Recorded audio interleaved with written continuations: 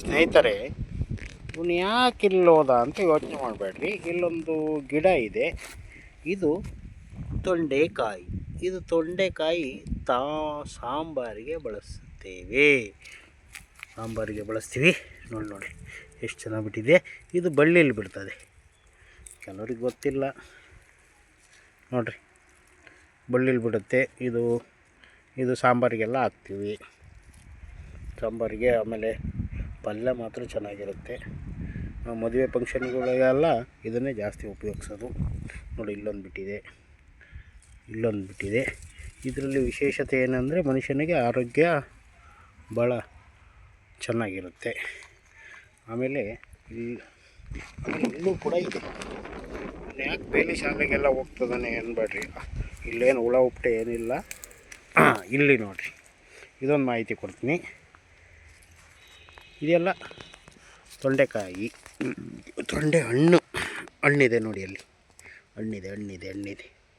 ಈ ಹಣ್ಣು ತಿಂದರೆ ವಿಟಮಿನ್ ಎ ಮತ್ತು ಸಿ ಸಿಗುತ್ತಂತೆ ಮನುಷ್ಯನಿಗೆ. ನೋಡಿರಿ ಇಲ್ಲೊಂದು ಎಷ್ಟು ಚೆನ್ನಾಗಿದೆ ಹಣ್ಣು. ವಿಟಮಿನ್ ಎ ಮತ್ತು ಸಿ ಸಿಗುತ್ತೆ. ಇದರಿಂದ ಮನುಷ್ಯನಿಗೆ ಜೀರ್ಣಶಕ್ತಿ ಚೆನ್ನಾಗಿರುತ್ತಂತೆ. ಇದರಲ್ಲಿ ವಿಶೇಷ ಏನಂದರೆ ಈ ಸೊಪ್ಪಿದೆ, ತೊಂಡೆ ಸೊಪ್ಪು. ಈ ತೊಂಡೆ ಸೊಪ್ಪನ್ನು ತೊಂಡೆ ಸೊಪ್ಪಿನ ಮಾಹಿತಿ ಕೊಡ್ತೀನಿ ನಾನು.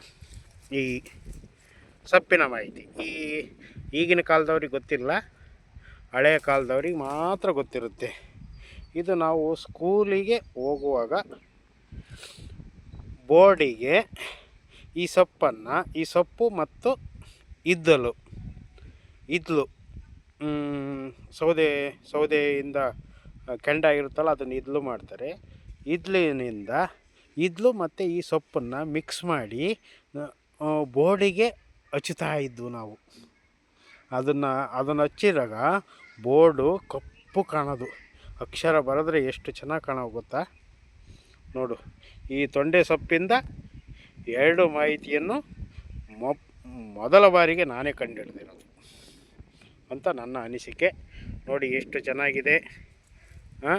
ನೋಡಿ ತೊಂಡೆ ಸೊಪ್ಪು ಚೆನ್ನಾಗಿದೆ. ಆಮೇಲೆ ಬೋರ್ಡಿಗೆಲ್ಲ ಈ ಇದ್ಲು ಮತ್ತು ಇದನ್ನು ಸೊಪ್ಪೆಲ್ಲ ಹಾಕಿ ಚಜ್ಜಿ ನಾವು ಕಲ್ಲಲ್ಲಿ ಚಜ್ಜಿ ಅದನ್ನು ಬೋರ್ಡಿಗೆ ಹಚ್ಚುತ್ತಾ ಇದ್ವಿ. ಇಷ್ಟೇ ಮಾಹಿತಿ, ಇನ್ನೇನು ಇಲ್ಲ.